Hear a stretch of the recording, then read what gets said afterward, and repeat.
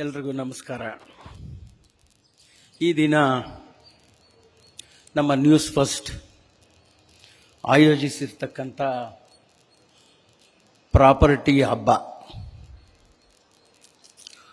ಉದ್ಘಾಟಿಸಿ ನಿಮ್ಮೆಲ್ಲರನ್ನು ಉದ್ದೇಶಿಸಿ ಮಾತಾಡಲಿಕ್ಕೆ ಆಯೋಜನೆ ಮಾಡಿರ್ತಕ್ಕಂಥ ವೇದಿಕೆಗೆ ನಮ್ಮ BDA ಅಧ್ಯಕ್ಷರಾದ ಸನ್ಮಾನ್ಯ ಹ್ಯಾರಿಸ್ ಸಾಹೇಬರು ಬಂದಿದ್ದಾರೆ. ಎರಡನೇದಾಗಿ ನಮ್ಮ ನ್ಯೂಸ್ ಫಸ್ಟ್ನ MD ಆಗಿರ್ತಕ್ಕಂಥ ನಮ್ಮ ರವಿಕುಮಾರ್ ಅವರು, ಮತ್ತು ಇನ್ನೊಂದು ನಮ್ಮ ನವೀನ್ ಅವರಿದ್ದಾರೆ, ಮತ್ತು ಎಲ್ಲ ಮಾಧ್ಯಮ ಮಿತ್ರರು, ಮತ್ತು ಪ್ರಾಪರ್ಟಿ ಎಕ್ಸ್ಪೋಗೆ ಬಂದಿರತಕ್ಕಂಥವರು, ರಿಯಲ್ ಎಸ್ಟೇಟ್ ಉದ್ಯಮಿಗಳು ಎಲ್ಲ ಇದ್ದೀರಿ. ಇವತ್ತಿನ ದಿನ 2004ರಿಂದ ಆಚೆಗೆ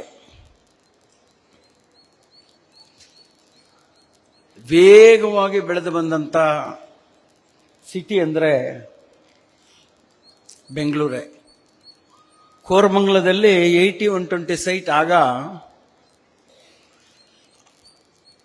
ನಿಮಗೆ 50 ಲಕ್ಷ ರೂಪಾಯಿಗೆ 80-120 ಸೈಟ್ ಕೊಡ್ತಿದ್ರು. ಇವತ್ತು 70 ಕೋಟಿ ಆಗಿದೆ. 70 ಕೋಟಿ. ಯಾಕೆ ನಾನು ಈ ಮಾತು ಹೇಳ್ತೀನಿ ಅಂದರೆ, ವೇಗವಾಗಿ ಇವತ್ತಿನ ದಿನ ಸಾಫ್ಟ್ವೇರ್ ಬೆಳೆದು ಬಂತು, ಇಂಡಸ್ಟ್ರೀಸ್ ಬೆಳೆದು ಬಂತು, ಒಳ್ಳೊಳ್ಳೆ ಇಂಜಿನಿಯರಿಂಗ್ ಕಾಲೇಜಸ್ ಅನ್ನು ಇಲ್ಲಿ ಕೊಟ್ಟಿದ್ರು. ಇಡೀ ಭಾರತದ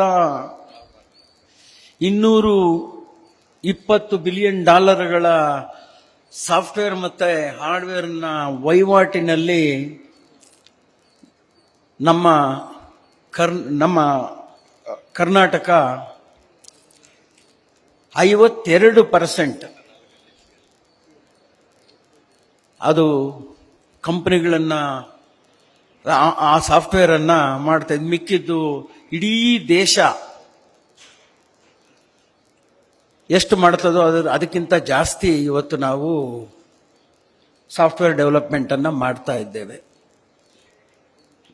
ವರ್ಷಕ್ಕೆ ಸರಿ ಸುಮಾರು 60,000 ಉದ್ಯೋಗಗಳು ಇಲ್ಲಿ ಕ್ರಿಯೇಟ್ ಆಗ್ತಾ ಇದೆ. ಈಗ AI ಬಂದಿರೋದ್ರಿಂದ ಸ್ಲೋ ಡೌನ್ ಆಗಿರ್ಬೋದು.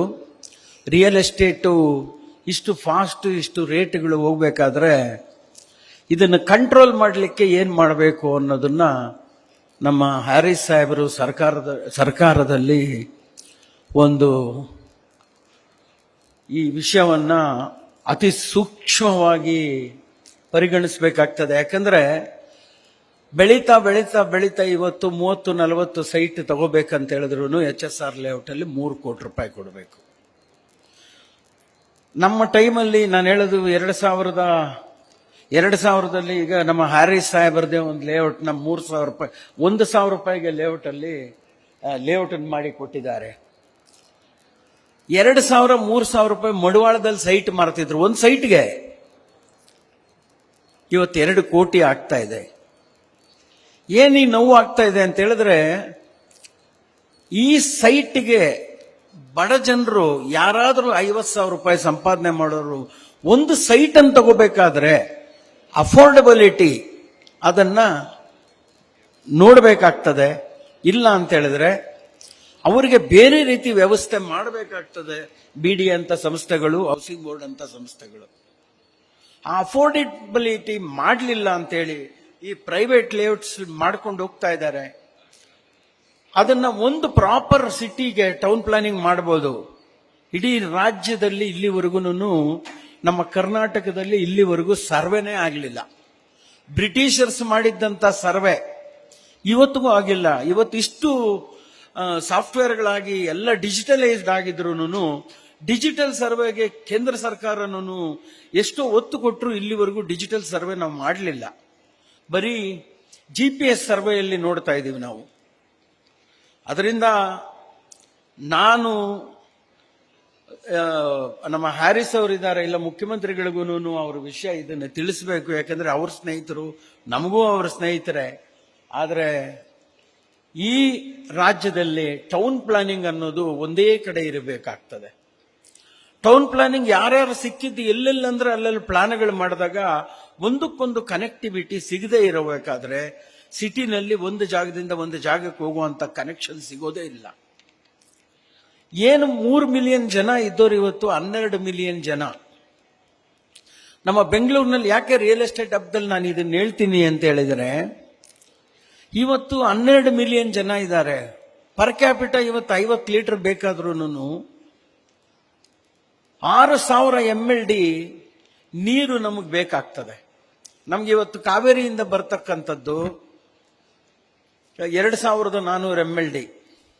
ಈಗ ಇನ್ನೊಂದು 1,000 MLD ಜಾಸ್ತಿ ಆಗ್ಬೋದು. ಇನ್ನೂ ನಮ್ಗೆ ಇವತ್ತಿನ ದಿನದಲ್ಲೇ ನಮ್ಗೆ 1,500 1,400 ಬೇಕು. ಅಷ್ಟು ನೀರನ್ನ ನಾವೇನ್ ಮಾಡ್ತಾ ಇದೀವಿ, ಬೋರ್ವೆಲ್ಗಳಿಂದ ತೆಗಿತಾ ಇದ್ದೀವಿ. ಆ ಬೋರ್ವೆಲ್ ಇಂದ ತೆಗೆದಷ್ಟು ನೀರನ್ನ, ಗ್ರೌಂಡ್ ವಾಟರ್ನ, ಈಗ ನಾವು ಚಿಕ್ಕವರಿರುವಾಗ ಬಾವಿಯಲ್ಲಿ ನೀರು ತೆಗಿತಾ ಇದ್ವಿ. ಇವತ್ತು ಬಾವಿ ಎಲ್ಲ 2,000 ಅಡಿಗೆ ಬೋರ್ವೆಲ್ ಹಾಕಿದ್ರು ನೀರು ಬರಲ್ಲ. ಅದರಿಂದ ಪ್ರತಿ ಮನೆಗೆ, ಬೆಂಗಳೂರಿನಲ್ಲಿ ಪ್ರತಿ ಅಪಾರ್ಟ್ಮೆಂಟ್ಗೂ ರೈನ್ ವಾಟರ್ ಹಾರ್ವೆಸ್ಟಿಂಗ್, ಯಾಕಂದ್ರೆ ಕಾಂಕ್ರೀಟ್ ಜಂಗಲ್ ಆಗ್ಬಿಟ್ಟಿದೆ ಬೆಂಗಳೂರು.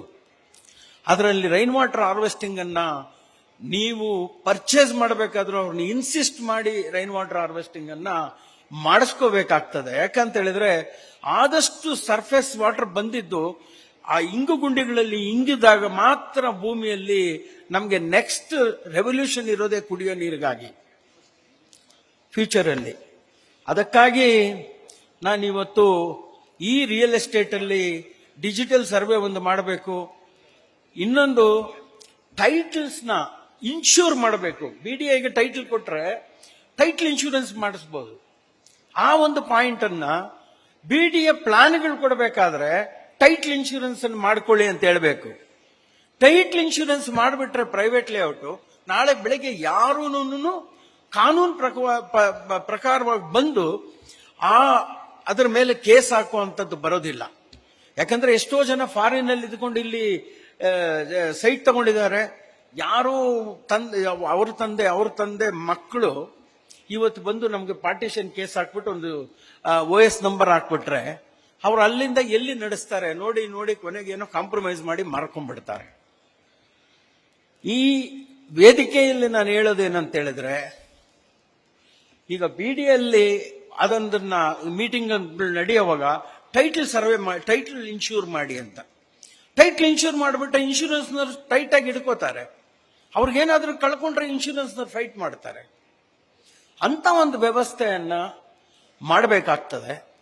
ಮತ್ತೆ ಈ ರಾಜ್ಯದಲ್ಲಿ ಡಿಜಿಟಲ್ ಸರ್ವೆ ಮಾಡಿದ ಮೇಲೆ ಆದಷ್ಟು ಲ್ಯಾಂಡ್ ಅಕ್ವೈರ್ ಮಾಡಿ ಪ್ರೈವೇಟ್ನವ್ರಿಗೆ ಡೆವಲಪ್ ಮಾಡ್ಲಿಕ್ಕೆ ಕೊಡೋ ಅಂಥದ್ದು, ನೆಗೋಷಿಯೇಟ್ ಮಾಡಿ ಕೊಡಬೇಕಾದ್ರು, ರೈತರ ಹತ್ರ ಇಷ್ಟಿಷ್ಟು ಪರ್ಸೆಂಟೇಜ್ ಗಂಟು ತಗೊಂಡು ಕೊಡೋದಾದ್ರು BDA ಅಂತ ಸಂಸ್ಥೆಗಳು, ನಮ್ಮ ಹೌಸಿಂಗ್ ಬೋರ್ಡ್ ಅಂತ ಸಂಸ್ಥೆಗಳು ಕೊಟ್ರೇನೆ ಆ ಬೆಂಗಳೂರಿಗೆ ಒಂದು ಪ್ರಾಪರ್ ಆಗಿ ಇನ್ಫ್ರಾಸ್ಟ್ರಕ್ಚರ್ ಬರೋದು ಅಂತ.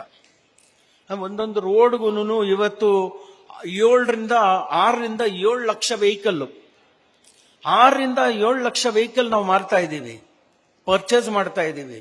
ನೀವು 2.5 ಮೀಟರ್ಸ್ ಬೈ 6 ಮೀಟರ್ಸ್ ನೀವು ಸೂಪರ್ ಇಂಪೋಸ್ ಮಾಡಿದ್ರೆ ರೋಡಲ್ಲಿ ನಿಮ್ಗೆ ಎಷ್ಟು ರೋಡ್ಗಳು ಬೇಕಾಗ್ತದೆ.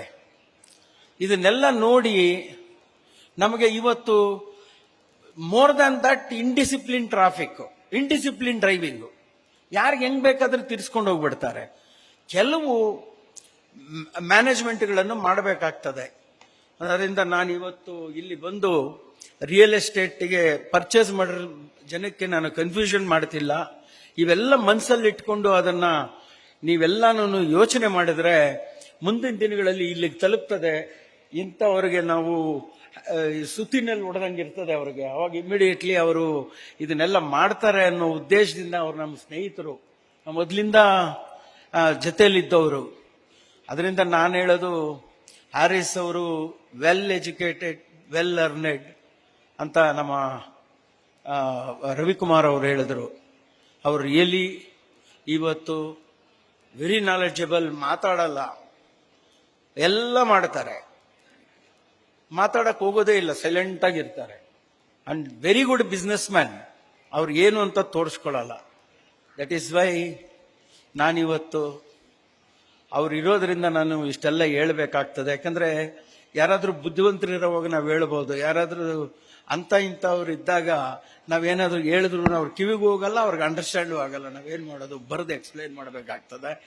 ಈಗ ಅವ್ರಿಗೆ ಅರ್ಥ ಆಗಿರ್ತದೆ ಅಂತ ಹೇಳ್ತಾ, ಮತ್ತೆ ಒಳ್ಳೆ ರಿಯಲ್ ಎಸ್ಟೇಟ್ ಬೂಮ್ ಆಗ್ತಾ ಇದೆ, ಪರ್ಚೇಸ್ ಮಾಡಿ. ಇವತ್ತು ಅದನ್ನ ಆಪ್ಷನ್ ತೆಗೆದಾಕೋದೇನಿಲ್ಲ. ಬಟ್ ಸರ್ಕಾರಗಳು ನನಗನ್ಸೋದೇನಪ್ಪಾ ಅಂದ್ರೆ ಅಫೋರ್ಡಬಲ್ ಜನಕ್ಕೆ ಇವತ್ತು ಮೈಗ್ರೇಟ್ ಆಗ್ತಾ ಇದಾರಲ್ಲ ಹಳ್ಳಿಗಳಿಂದ, ಅಲ್ಲಿಂದ ಬೆಳಗ್ಗೆ ಬರ್ತಾರೆ, ರೈತಾಪಿ ಜನ ಎಲ್ಲ ಮೈಗ್ರೇಟ್ ಆಗ್ತಾ ಇದ್ದಾರೆ. ಎವ್ರಿ ಡೇ ನಿಮ್ಗೆ ಈ ಸಿಟಿ ಕಡೆ ಅರ್ಬನ್ ಏರಿಯಾಸ್ಗೆ ಮೈಗ್ರೇಟ್ ಆಗ್ತಾ ಇರುವಂತ ಜನ ಹಳ್ಳಿಗಳಿಂದ ಮಿನಿಮಮ್ 7-8% ಜನಗಳು ಬರ್ತಾ ಇದ್ದಾರೆ ಇಯರ್ಲಿ. ಅದನ್ನು ಆಲೋಚನೆ ಮಾಡಿದ್ರೆ ಹಳ್ಳಿಗಳಲ್ಲಿ ಅಲ್ಲಿ ರೈತಾಪಿನೂ ಹೋಯ್ತು, ಇಲ್ಲಿ ಬಂದು ಅವ್ರು ಸೆಟ್ಲ್ ಆಗೋದು ಇಲ್ಲ. ಕೊನೆಗೆ ಲಾಸ್ಟ್ ಅಲ್ಲಿ ಈ ರೇಟ್ಗಳು ಬೆಳೆದಾಗ ಬೇರೆ ಬೇರೆ ರೌಡಿಸಮ್ಗಳಂತೆ, ಕಳ್ತನಗಳಂತೆ, ಲ್ಯಾಂಡ್ ಗ್ರಾಬಿಗಳಂತೆ ಇವೆಲ್ಲ ಆಗ್ತವೆ.